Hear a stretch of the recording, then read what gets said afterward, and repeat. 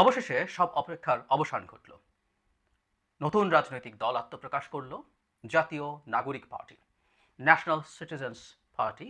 ওনারা এটাকে এনসিপি এভাবে বলছেন। দলটা এভাবে আমরা বলি যে ছাত্রদের দ্বারা গঠিত ছাত্রদের দল। এই ছাত্র কারা? এই ছাত্রের একটা ডেফিনেশন আছে। এটা খুব ওয়াইড স্প্রেড মনোলিথিকভাবে দেখার সুযোগ নেই, বহুবার বলেছি, কিন্তু আজ আর সেদিকে যাচ্ছি না। শুরুতেই একেবারে আন্তরিকভাবে অন্তরের অন্তঃস্থল থেকে অভিনন্দন জানাই, স্বাগত জানাই এই দলটা খুব শক্তিশালী একটা দল হিসেবে আত্মপ্রকাশ করুক। আন্তরিকভাবে সেটা প্রত্যাশা করি। সেটা দিয়েই শুরু করি। কিন্তু আজকের ভিডিওটা মূলত এই দলটার সামনে কি চ্যালেঞ্জ আছে, তার কি সম্ভাবনার জায়গা আছে, তার কি পজিটিভস আছে এবং আখেরে এই দলটা কতটুকু দাঁড়াতে পারবে আমাদের রাজনৈতিক পরিমণ্ডলে, সেটা নিয়ে আমার টেক জানাতে চাই। আসলে একটা দল তৈরি হওয়ার পর তাদের উইকনেস এবং অন্য প্রবলেম নিয়ে আলোচনা করা কারো কাছে সমীচীন বলে মনে নাও হতে পারে। কিন্তু আসলে আমি চিন্তা করে দেখলাম এই দলটাকে নিয়ে আসলে এর মধ্যে অনেক জায়গায় আমাকে কথা বলতে হয়েছে। টক শোতে কথা বলেছি এবং এটা লঞ্চিং এর আগে বিভিন্ন মিডিয়া, এমনকি ফরেন মিডিয়া, আমি আল জাজিরাতেও এটা নিয়ে কথা বলেছি। ফলে যেহেতু কথাগুলো বলা হয়েই গেছে, আমি আর রাগ-ঢাক না করে একটু বিস্তারিতভাবে একটু আলোচনা করতে চাই। ১ম উইকনেস কি আছে, স্ট্রেংথ কি আছে এবং শেষে আমি আসলে এই দলটা কতটা সফল হবে। এই সফল শব্দটা খুবই সাবজেক্টিভ, আই নো। কিন্তু আমি সফল বলতে ভোটের রাজনীতি এবং ক্ষমতায় যাওয়ার রাজনীতি। রাজনৈতিক দল মানে কিন্তু ক্ষমতায় যাওয়া। এর মধ্যে কোনো লুকোছাপার কিছু নেই। যারা লুকোছাপা করেন তাদেরকে আমি পছন্দও করি না। এই দলকে ডিসাইড করতে হবে আমরা ক্ষমতায় যাব। এখন সেটা কবে যাব সেটা ভিন্ন আলোচনা। রাজনৈতিক দল কোনো সামাজিক সংগঠন না। রাজনৈতিক দল তৈরি হয় রাজনীতি করার জন্য এবং রাজনীতির মূল লক্ষ্য হচ্ছে রাষ্ট্রের ক্ষমতায় যাওয়া। অবশ্যই বৈধ পন্থায়, গণতান্ত্রিক পন্থায় ক্ষমতায় গিয়ে তার পলিসি ইমপ্লিমেন্ট করা। Full stop. এর বাইরে কোনো রাজনৈতিক দলের উদ্দেশ্য থাকতে পারে না। এটা হতে পারে যে কোনো একটা দল সেই অর্থে অতটা শক্তিশালী হয়ে ওঠেনি, সে স্বপ্ন দেখে না। কিন্তু তার মূল লক্ষ্য ওটাই হওয়া দরকার। এই দলটারও সেই লক্ষ্য হবে, আমি এটা এক্সপেক্ট করি। এখন থ্রেটস নিয়ে আগে একটু কথা বলব বলেছিলাম। এগুলো অলরেডি কথা বলা হয়েছে। আজকে একটু অর্গানাইজড হয়ে একটা ভিডিওতে একটু বিস্তারিতভাবে বলতে চাই। ১ম যে অভিযোগ এই দলটার বিরুদ্ধে অনেক সময় এসছে, পারসেপশন। আমি বহুবার বলি যে আমাদের এই তরুণ বন্ধুদের এই জিনিসটা মাথায় রাখতে হবে, রাজনীতিতে পারসেপশন ম্যাটার করে। বাস্তবে কি হয়েছে সেটা ভিন্ন ব্যাপার, কিন্তু মানুষ কি ভাবছে সেটা ম্যাটার করে। আমি মনে করি রাজনৈতিক দলটা শুরু থেকেই এটা এক ধরনের সরকার পেট্রোনাইজড দল। এই আলাপটা আছে মাঠে। অন্তত সচেতন মানুষদের মধ্যে এটা আছে। আ কারণ আছে, কারণ এই ছাত্রদের মধ্যে ৩ জন, গণঅভ্যুত্থানের নেতৃত্বদানকারীদের মধ্যে ৩ জন আ সরকারে চলে গিয়েছিলেন। এর মধ্যে জনাব নাহিদ ইসলাম দলে যোগ করার কয়েকদিন আগে মাত্র রিজাইন করে এতে যোগ দিয়েছেন। আমি আগেও বলেছি, আমি আলাদা একটা ভিডিও করেছি যে ছাত্ররা এখনো কেন সরকারে, ওনারা একটার পর একটা স্ট্র্যাটেজিক ভুল করে যাচ্ছেন বলে আমি মনে করি। এগুলোই তাদের জন্য ঝুঁকিপূর্ণ। যে দুজন থেকে গেলেন সেই দুজনে থাকা আসলে উচিত হয় নাই। কারণ জনাব নাহিদ যখন দলের দায়িত্ব নিচ্ছেন, মানে আমরা তো আসলে কেউ এগুলো বুঝি না তা না। আমাদেরকে যত টেকনিক্যালিটিস বোঝানো হবে এটার দরকার নেই। সাধারণভাবে কি দাঁড়ায়? যে একজন মানুষ একটা সরকারে ছিলেন, জাস্ট তার মধ্যে ওই আশা নিয়ে এবং এই সরকারে কাজ করার বেশ আগে থেকে, এমনকি পদত্যাগ করার বেশ আগে থেকে তার নাম জানা যাচ্ছিল, তিনি বিবেচনা করছেন, বলছেন। সো একটা মানুষ যিনি একটা নতুন রাজনৈতিক দলের প্রতি সিম্প্যাথাইজড বা প্ল্যান আছে, অ্যাক্টিভলি কি করেছেন না করেছেন সেই আলোচনায় ঢুকছি না। এগুলো নিয়েও প্রচুর তথ্য বহুল জায়গায় আছে, সেদিকে ঢুকবো না ওই তর্কে আজকে। তো ওই মানসিকতা নিয়ে একটা সরকারে থাকছেন এবং দুজন থেকে গেলেন। এরাও যেকোনো দিন তারাই বলছেন যেকোনো দিন এই সরকারে এই দলে আসতে পারেন, তবে তার আগে তারা রিজাইন করে আসবেন। জনাব নাহিদের মতো ৩ দিন আগে, ২ দিন আগে, ৭ দিন আগে। ভুল হলো। খুব বড় ভুল হলো এবং বিশেষ করে মিস্টার আসিফ মাহমুদ যে মন্ত্রণালয়ে আছেন, এলজিআরডি মন্ত্রণালয়, তার কিন্তু নির্বাচনকে ম্যানিপুলেট করার মতো প্রকল্প স্যাংশনের ক্ষমতা হাতে আছে। এটা ভয়ঙ্কর। সুতরাং এই সমালোচনাগুলো আসবে এবং সমালোচনা তাদেরকে নিতে হবে নিশ্চিতভাবেই। এছাড়াও ডক্টর ইউনূসের একটা মন্তব্য আমাদের নিশ্চয়ই মনে আছে। তিনি প্যারিস জলবায়ু সম্মেলনে যোগ দিতে গিয়ে তিনি এমন বক্তব্য দিয়েছেন যে স্টুডেন্টরা যা অর্জন করেছে সেটা তাদেরকেই রক্ষা করতে হবে এবং স্টুডেন্টদেরকে তিনি তাদের এই দলকে আ পেট্রোনাইজ করছেন। দলকে অভিনন্দন আমরা প্রত্যেকে জানাচ্ছি, প্রত্যেকে জানাবো। ইনফ্যাক্ট যে তাদের আ লঞ্চিং হলো তাতে সব রাজনৈতিক দলের মানুষজন ওখানে গিয়ে পার্টিসিপেট করেছেন, জয়েন করেছেন। এটা একটা চমৎকার ব্যাপার। এটাও বাংলাদেশের ভবিষ্যৎ গণতন্ত্রের জন্য একটা চমৎকার ছবি। এখানে দেখা গেছে সব দলের মানুষজন, আওয়ামী লীগ ব্যতীত, ওখানে হাজির ছিলেন। তো সুতরাং একটা চমৎকার ব্যাপার। তো আমরা প্রত্যেকে যারা এই দলটা করবেন ওরা তারাও অভিনন্দন জানাবেন, প্রধান উপদেষ্টাও জানাতে পারেন তাদেরকে। কিন্তু তার বক্তব্যের রিডিং বিটুইন লাইনস বা শব্দ চয়নের মধ্যেই ছিল যে তিনি আসলে এই দলটাকে প্যাট্রোনাইজ করছেন। আমি বলছি না তিনি করছেন, কিন্তু ওই বক্তব্যের মধ্যে সেটা মনে হয়। এবং আমি ক্লারিফিকেশন দেখলাম না। আমি আমার অনেকগুলো টক শোতে বা নিজের ভিডিওতেও বলেছি যে একটা ক্লারিফিকেশন দরকার আছে। যেহেতু ক্লারিফিকেশন দেওয়া হয়নি তার মানে আমরা ধরে নেব প্রধান উপদেষ্টা এই জিনিসটা এন্ডোর্স করছেন। না, আমি এটা তাই মনে করি। সো এই পারসেপশন গুলো ক্ষতি তৈরি করে। কেউ কেউ বলেন যে বিএনপি তো ওনারাই বলেন বিএনপি তো কিংস পার্টি, তাতে কিংস পার্টি হলে অসুবিধা কি? এটা জবাব আমি দিয়েছি, ডিফারেন্ট ভিডিও করেছি যে কিংস পার্টি হলেও সেটা ঘোষিতভাবে কিংস পার্টি হলে ভালো হয়। এর মধ্যে ডিসগাইজের যে অভিযোগ সেটা ওঠে না। তাহলে কি সরকার সেটা ঘোষণা করবে? না, করছে না। কিন্তু আবার কোনো না কোনো ফর্মে কিংস পার্টি এই ধরনের বিষয় আসলে ভালো না। আর একই সাথে যোগ করতে চাই, কোনো সরকার দল তৈরি করছে, সেটা আসলে সফল সরকার হলে সেই দলটা ভালো হওয়ার সুযোগ তৈরি হয়। ডক্টর ইউনূসের সরকার খুবই জটিলতার মধ্যে, ক্রাইসিসের মধ্যে সরকারের দায়িত্ব গ্রহণ করেছেন, দেশ পরিচালনা করছেন, কোনো সন্দেহ নেই। কিন্তু এই সরকারের প্রতি মানুষের অস্থিরতা, মানুষের অনাস্থা প্রকট হয়ে উঠছে। ফলে এই সরকার কোনো দলের সাথে আছে, সেটা সেই দলের অ্যাসেট না, লায়াবিলিটি হয়ে যাওয়ার সমূহ সম্ভাবনা আছে। নাম্বার 2, এর বাইরে যেটা হয়েছে, সমন্বয়করা যারা এই মুভমেন্টের সামনের সারিতে ছিলেন, গণঅভ্যুত্থানের কথা বলছি, তারপর তারা যারা এই দলগুলোতে আছেন, আমি আবারও বলছি এগুলো পারসেপশন, এই আলাপ আলোচনা আমার কানেও এসছে। অনেক ক্ষেত্রেই সরকারকে প্রভাবিত করা বা বেশ কিছু অনিয়ম দুর্নীতির সাথে জড়িয়েছেন, এই ধরনের আলাপও কেউ কেউ করছেন। আমাদের একটা কথা মনে রাখতে হবে, যারা এই আলাপগুলো করেন, যাদের এই লেভেলের সোশ্যাল ক্যাপিটাল আছে, তারা ভোটার একজন হলেও তাদের আসলে এই ন্যারেটিভ তৈরি করার সক্ষমতা যথেষ্টই থাকে, সেটা তাদের আছে বলে আমরা ধারণা করতে পারি। সো এটাও একটা নেগেটিভ জায়গা। তারা ক্ষমতার কাছাকাছি থাকতে গিয়ে শুধু কিংস পার্টি না, এই ঝুঁকিটাও তারা তৈরি করেছেন। সো এটা একটা প্রবলেম। কিন্তু তাদের সবচেয়ে বড় যে ঝুঁকি আছে আমি মানে বলে মনে করি, সেটা হচ্ছে তারা আরও কিছু পয়েন্ট আছে, আমি একটু পরে আসছি। কিন্তু প্রধান যে ঝুঁকিটা আমি মনে করি সেটা হচ্ছে তারা বিরাট একটা স্পেকট্রাম তৈরি করেছেন। মানে এত ওয়াইড স্পেকট্রাম আসলে কঠিন। লেফট টু রাইট, মানে কেউ একজন লেফট পলিটিক্স করতে পারেন এবং সেটা একসময় ছেড়ে দিয়ে ভিন্ন পলিটিক্যাল ইডিওলজি দিতে পারেন। কিন্তু আমরা এরকম বিলিফ রাখছি, এরকম এই wide spectrum, right, centre, centre left, left, right, এরকম এক্সট্রিম লেফট বা এক্সট্রিম রাইট কেউ আছে কিনা আমি জানি না। কিন্তু এই যে পরিস্থিতি তৈরি হলো, এদেরকে একসাথে রাখাটা খুব কঠিন। তারা একটা খুব সঠিক কাজ করেছেন, এটাকে আমি খুবই ওয়েলকাম করি। তারা একটা মধ্যপন্থী দল। আমি ইনফ্যাক্ট বিস্তারিত কথা বলবো তাদের যে ঘোষণাপত্র আছে এই দলটা সম্পর্কে, তাদের এই ঘোষণাপত্রের একটা অ্যানালিসিস আমি করব, সেটা দরকারও আছে। যারা নাহিদ ইসলাম ওটা পাঠ করেছেন, দলের সভাপতি, আহ্বায়ক এখন। তো যাই হোক, সেটা তারা এই স্পেকট্রামকে কীভাবে কন্ট্রোল করবেন, মানে মধ্যপন্থা হয়ে জনগণের সার্ভিস নিয়ে আলাপ করে, ওয়েলফেয়ার নিয়ে কথা বলে একটা রাজনীতি হতে পারে দুর্দান্ত। আমাদের পাশে ভারতে আম আদমি ইনফ্যাক্ট মূলত এই রাজনীতিটা করেছে এবং তারা সাকসেসফুল হয়েছে। কিন্তু আমরা দেখলাম দলের মধ্যে এই আদর্শগত ডিবেটটা, আদর্শের ডিবেটটা চলছে, চলমান আছে। এবং কিছুদিন আগে আমরা রীতিমতো এক্স শিবির বলে একটা বর্গের সাথে অন্যদের সংঘাত দেখেছি এবং তার দুজন সিগনিফিক্যান্ট নেতা, যারা ঢাকা ইউনিভার্সিটি ছাত্র শিবিরের প্রেসিডেন্ট ছিলেন, জনাব জুনায়েদ এবং জনাব রাফে, তারা এই কমিটিতে থাকতেই, এই দলে থাকতেই অস্বীকার করেছেন। তো এইটা বা অন্যান্যদের সাথে আদর্শগত ডিবেট কীভাবে তারা হ্যান্ডেল করবেন, এটা একটা। নাম্বার 2 হচ্ছে কিছু কিছু মানুষকে শুরু থেকে, কিছু কিছু এরকমকে আমরা যদি একটা বর্গ হিসাবে চিন্তা করি, শুরু থেকেই একটু দূরে সরিয়ে দেওয়ার চেষ্টা হয়েছে। আদারিংয়ের একটা টেন্ডেন্সি আছে বলে অভিযোগ আছে। সেটা হচ্ছে প্রাইভেট ইউনিভার্সিটি স্টুডেন্টস। আমরা খেয়াল করব যে ২-৩ দিন আগে একটা ছাত্র সংগঠন ঘোষণা করার ক্ষেত্রে প্রাইভেট ইউনিভার্সিটি স্টুডেন্টরা সেখানে রীতিমতো মারামারিতে জড়িয়েছেন। তাদেরকে বাতিল করে রাখা হচ্ছে, দূরে সরিয়ে রাখা হচ্ছে এই অভিযোগে। সো এটা তারা কিভাবে হ্যান্ডেল করবেন সেটা দেখার আছে। দীর্ঘদিন থেকে আসলেই তাদেরকে এক ধরনের দূরে সরিয়ে রাখার টেন্ডেন্সি ছিল। প্রাইভেট ইউনিভার্সিটির যে স্টুডেন্ট আছে, তাদের যে সংগঠন আছে, তাদের কারো সাথে আমার কথা প্রসঙ্গে আমি দেখেছি তারা এটা ফিল করেন। এবং আমি দেখলাম, আমি নিশ্চিত নই, তারপরও আপনি যদি ভুল করে আমাকে একটু মন্তব্যে জানাবেন, যে টপ 10 পজিশনসের কথা বলা হলো, তাদের যে তালিকা আমাদের সামনে আসলো, এখানে একজনও প্রাইভেট ইউনিভার্সিটি স্টুডেন্ট নেই। সো যে গতদিনের সংঘাত থেকেও, গত ২-৩ দিন আগের সংঘাত থেকে যে তারা কিছু শিখেছেন তা কিন্তু দেখছি না। সো এটা একটা ভেতরে টিকিং টাইম বম্ব হিসেবে থেকে যেতে পারে।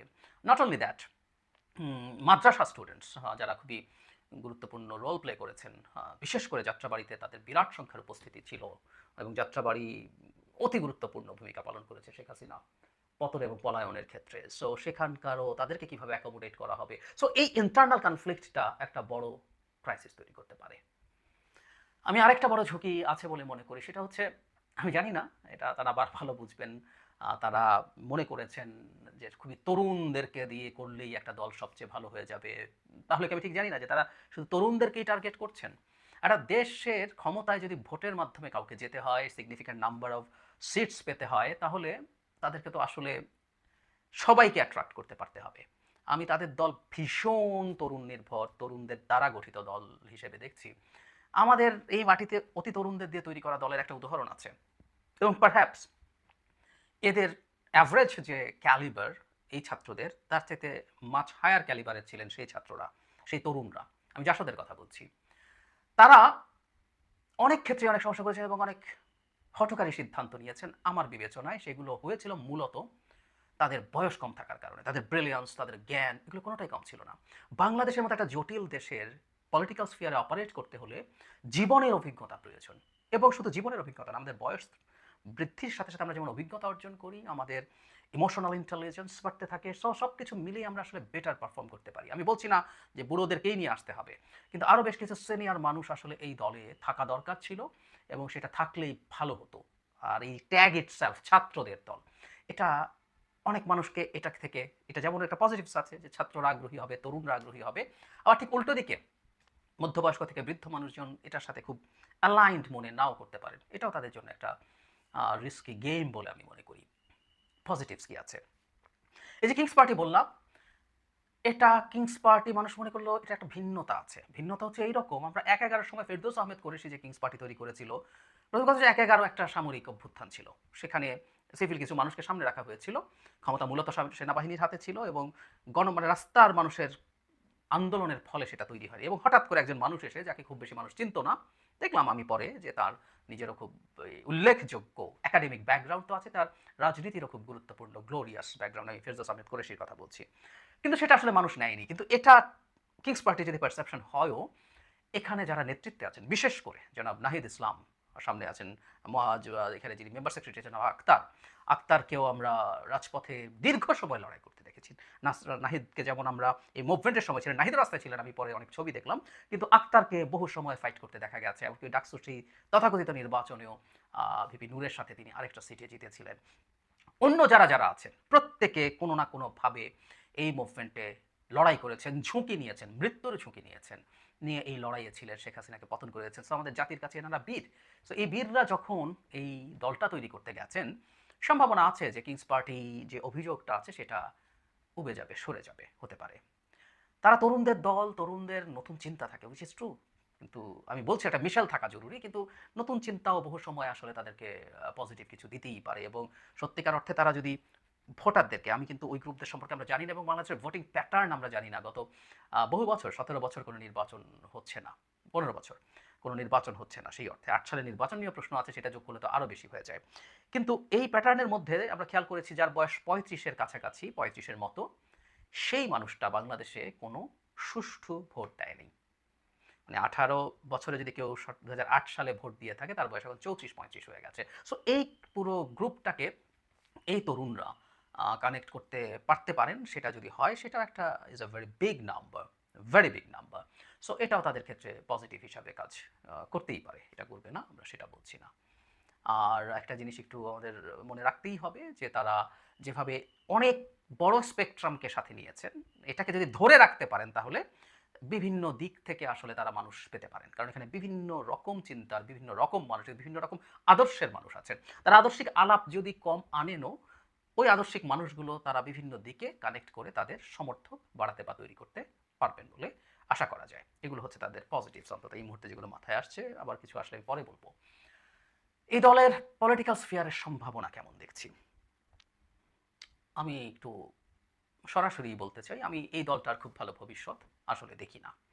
কারণ তারা যে ভুলগুলো করছেন, করে ফেলেছেন কিছু ভুল, সরকারে যাওয়া বা এই পারসেপশন তৈরি হওয়া বা সরকারে যাওয়াজনিত কারণে সত্য হোক মিথ্যা হোক বেশ কিছু অভিযোগ তাদের বিরুদ্ধে, দুর্নীতি, প্রভাব বিস্তার, এইরকম নানা ধরনের অভিযোগ, এগুলো তাদেরকে দল হিসাবে প্রতিষ্ঠিত করতে হতে খুবই কঠিন পরিস্থিতি তৈরি করবে।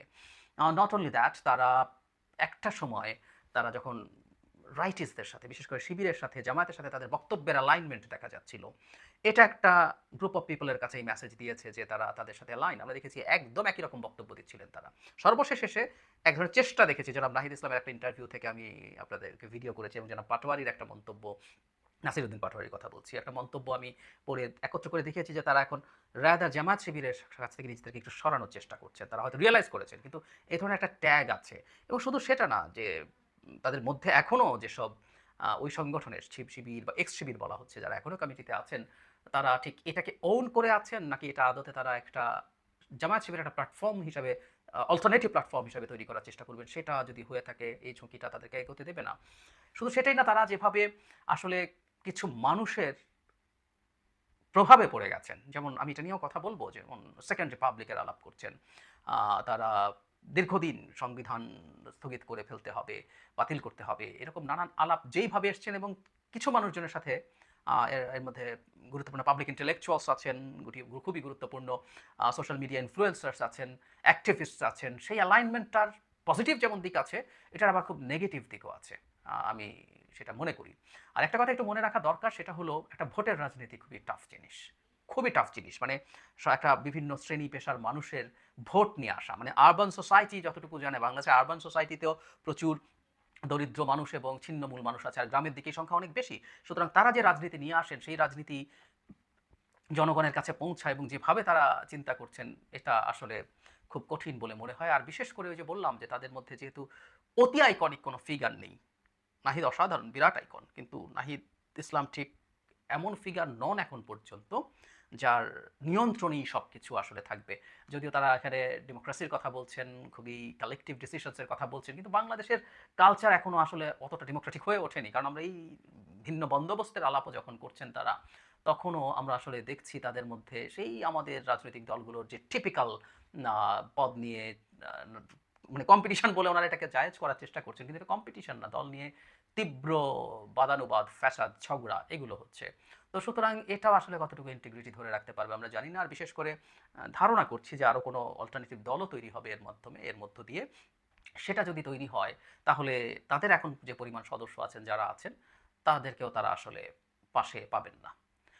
বটম লাইন হচ্ছে, নতুন যে দল হয়েছে তাদের মনে রাখতে হবে, কোনো একটা কাজে স্কিলড হলে তিনি আরেকটা কাজে স্কিলড হবেন নট নেসেসারিলি। শেখ হাসিনার পতন এবং পালিয়ে যাওয়ার সাথে দীর্ঘদিনের সংগ্রাম আছে, লড়াই আছে। জুলাই আগস্টেও অনেক মানুষ, এটা নিয়ে অনেক কথা বলেছি, রাস্তায় নেমেছে, বিভিন্ন উদ্দেশ্যে নেমেছে, বিভিন্ন কারণে নেমেছে। কিন্তু এটা ফ্যাক্ট যে এতে অতি গুরুত্বপূর্ণ ভূমিকা পালন করেছেন এই দল যারা করেছেন, তার নেতৃত্বে যারা আছেন তারা। সো তাদের এই জায়গায় একটা দুর্দান্ত সাফল্য আছে। দিস ডাজন্ট নেসেসারিলি মিন একটা রাজনৈতিক দল তৈরি, সেটাকে ধরে রাখা, সেটাকে স্প্রেড করা এবং ক্ষমতা যাওয়ার কথা বলছিলাম, মানুষের ভোটকে বাক্সে আনা, এনে সেই ভোট দিয়ে সিট পাওয়া এবং কোনো একদিন ক্ষমতায় যাওয়া, সেটা ভিন্ন একটা স্কেল। এবং আমি বিশ্বাস করি এটা ইভেন টাফার। ইমরান খানের মতো একজন মানুষেরও পিটিআই তৈরি করে ক্ষমতায় যেতে মানে কত সময় লেগেছে, প্লাস শেষ পর্যন্ত মিলিটারির সাপোর্টও তার লেগেছে। So things are not that easy, very tough, কোনো সন্দেহ নেই। খুব আর্লি সাকসেসেরও উদাহরণ আছে। আসু স্টুডেন্টদের একটা দল, আমি একদিন একটা ভিডিওতে বলেছি, অল আসাম স্টুডেন্টস ইউনিয়ন, তারা খুব অল্প সময়ের মধ্যেই ক্ষমতায় চলে এসেছিল আসামে। প্রফুল মহান্ত ইয়াংগেস্ট চিফ মিনিস্টার হয়েছিলেন। তো যাই হোক, সেটাও হতে পারে, কিন্তু তাদের এই কাজগুলোর ব্যাপারে ধীরে ধীরে ধাপে ধাপে শিখে উঠতে হবে, জেনে উঠতে হবে, বুঝে উঠতে হবে। ব্যর্থতা থাকবে, সেটা নিয়ে লেগে থাকতে হবে। তারা সব কিছুই করতে হবে, তারা এইটুকু অ্যাটলিস্ট যাতে মাথায় রাখে। আমি এটুকু বলে শেষ করি, ভীষণ খুশি হব, আমার প্রেডিকশন হচ্ছে এই দল খুব একটা সফল হবে না, কিন্তু আমি ভীষণ খুশি হব এই দল যদি সফল হয়। আমাদের তো একটা হলো ক্যালকুলেশন, একটা ভেতরের চাওয়া। বাংলাদেশ কোনোদিন ব্রাজিল আর্জেন্টিনার সাথে যদি ফুটবল খেলতে নামে, আমার অ্যানালিসিস হবে বাংলাদেশ হারবে, কিন্তু বাংলাদেশ যদি জিতে যায় আমি খুশি হব। ঠিক একইভাবে ভীষণ খুশি হব এই গণ অভ্যুত্থানের যে শক্তিটা এই রাজনৈতিক দল তৈরি করতে যাচ্ছে, তাদের সাফল্যের চাইতে সুন্দর কিছু হতে পারে না। এবং আমি প্রায় একটা কথা বলি, এটা আবার একটু বলতে চাই, যে কারণে আমি সাফল্যটা আরও চাই। বাংলাদেশের রাজনৈতিক পরিমণ্ডলে বিএনপি যাতে একচেটিয়া দলে পরিণত না হয়, এইটার জন্য একটা counter balance is a must. আমি সোফার যে পরিস্থিতি দেখছি, কথা আমি আগেও বলেছি, আমি বিএনপিকে দুটো টার্ম পরপর ক্ষমতায় দেখছি ফ্রি অ্যান্ড ফেয়ার ক্রেডিবল ইলেকশনের মাধ্যমে। সামনে যে নির্বাচনটা আসছে তাতে তারা বিরাট বিজয় পাবে। জামায়াতের শোরগোল দেখে কেউ মনে করে জামায়াত অনেক সিট পাবে, আমি একেবারেই মনে করি না। ছাত্রদের দলও খুব বেশি কিছু করতে পারবে না এই নির্বাচনে, বেশ খারাপ করবে তারা সঠিক পথে থাকলেও। নির্বাচনী রাজনীতি ভিন্ন জিনিস। পরে নির্বাচনে বিএনপি সিট কমবে, কিন্তু বিএনপি সরকার গঠন করবে। সো এইরকম একচ্ছত্র ক্ষমতায় থাকবে, এইরকম কোনো দল আসলে জাতির জন্য মঙ্গলজনক না। সুতরাং ছাত্রদের দল সেটা কাউন্টার ব্যালেন্স হয়ে উঠুক অ্যাজ আর্লি অ্যাজ পসিবল, না হয় কিন্তু মানুষ আওয়ামী লীগকে আবার ডাকবে। এটা আমাদের জন্য খুবই ঝুঁকিপূর্ণ। আওয়ামী লীগকে আমরা নিষিদ্ধ করে দিতে পারি, কিন্তু আওয়ামী লীগের ওই লোকরা ভিন্ন কোনো নামে আবার আসবে এবং সেটাই বিএনপির অল্টারনেটিভ হিসেবে দাঁড়িয়ে যাওয়ার সম্ভাবনা আছে। সো তাদের সাফল্য কামনা করি, হোল হার্টেডলি কামনা করি, তারা ভালো করুক। আর এটুকু বলে আবার শেষ করব, তাদের দলকে স্বাগত জানাই, তাদের সাফল্য দেখার জন্য মুখিয়ে আছে। তবে সমালোচনা করতেই হবে, আলোচনা করতেই হবে, তাদের ভুল ভ্রান্তি নিয়ে, তাদের সমস্যা নিয়ে কঠোরও হওয়া প্রয়োজন হতে হবে। তারা এখন রাজনীতির মাঠে আসছেন, তাদের টলারেন্স তৈরি করতে হবে। একটা টলারেন্স সোসাইটি চাই, এবং আমি দেখতে চাই যে তারা সমালোচনা নিচ্ছেন, জবাব দিচ্ছেন যুক্তি দিয়ে, তথ্য দিয়ে, গালিগালাজ করে না। আমরা দেখছি কেউ কেউ শুধু গালিগালাজ, আমি আওয়ামী লীগের কথা বলছি না, গালিগালাজ করেন, তারা সেই দিকে যাবেন না বলে আমি বিশ্বাস করি।